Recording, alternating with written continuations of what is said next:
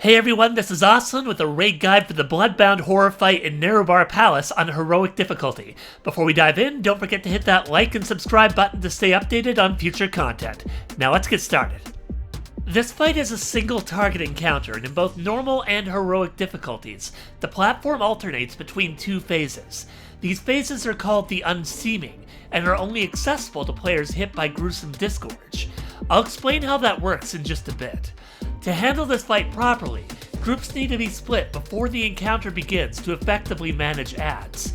The stage is divided into 4 zones: North, East, South, and West.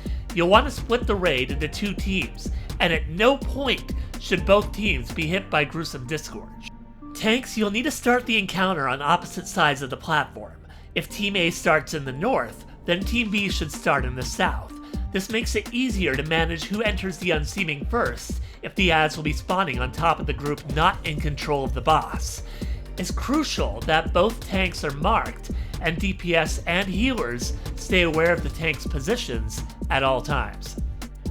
When the adds start spawning, as marked by these black portals around the room, it's the signal for the Unseeming group to reposition with, and then stack on the tank and take the frontal cone attack, Gruesome Disgorge. This ability deals significant shadow damage to all players hit, and applies a 40-second dot that continues to deal shadow damage over time. While under the effect of this dot, players are able to target and attack adds in the Unseeming phase. The tank who remains above must immediately taunt the Bloodbound Horror and carefully position the boss so that his beams from the Spewing Hemorrhage ability are fired just to the left of where the Unseeming group will spawn in the Shadow Realm. These beams fire from the sides of the boss and rotate slowly counterclockwise. They will one-shot any player caught in the blast.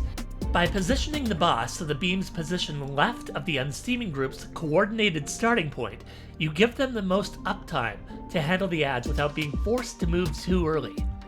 The active tank can achieve this by moving to the far left or far right of their current platform to control the beam's trajectory. Inside the Unseeming, the tank will need to pick up the Lost Watcher and interrupt their Black Bulwark cast. If not interrupted, this will place a shield on the Bloodbound Horror. Lost Watchers also have a heavy tank buster called Spectral Slam, which deals significant physical damage.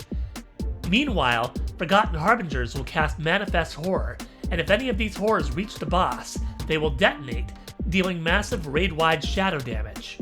Kill them, or pull them away from the boss before they get too close. Once the Unseeming group returns to the surface, the other team needs to be ready to track the next add spawn location and react quickly. If the same group takes another hit from Gruesome Disgorge while still affected by Unseeming Blight, they will take 500% additional damage, so it's critical to avoid that.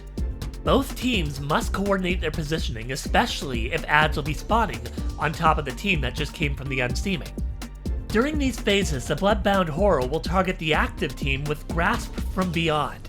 This ability summons small tentacles, and players marked with red arrows above their heads need to move these tentacles to the predetermined position on the platform, then move out of the puddles. Make sure not to run them over the tank, and keep them away from other players to avoid disrupting DPS uptime. These tentacles will deal significant shadow damage on contact. Healers, keep in mind that the raid will also be hit by Crimson Rain. This applies a significant healing absorption to the group that must be healed through.